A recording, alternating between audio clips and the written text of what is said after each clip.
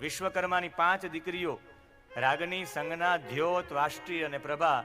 એમાં જે સંજ્ઞા હતી એ સંજ્ઞાના લગ્ન સૂર્ય સાથે થયા, વિવસ્વાન નામના સૂર્ય સાથે, અને એનાથી 2 સંતાનો થયા. એ જોડકા સંતાન થયા, યમ અને યમી.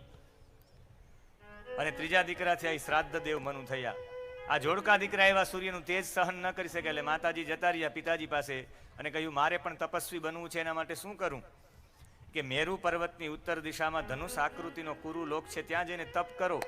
માતાજીએ ત્યાં ઘોડી બનીને તપ કર્યું. અહીં છાયા રાખતા ગયા હતા પોતાની. છાયામાં 3 પુત્રો થયા. એક શનિ થયા, એક સાવરણી થયા અને એક તાપ્તી થયા, જેને આપણે તપતી નદી કહીએ છીએ. સુરતમાં તાપ્તી નદી વહે છે.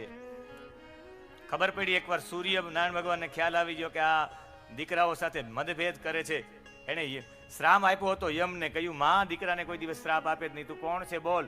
કે હું તો છાયા છું. ત્યારે કહ્યું સંજ્ઞા ક્યાં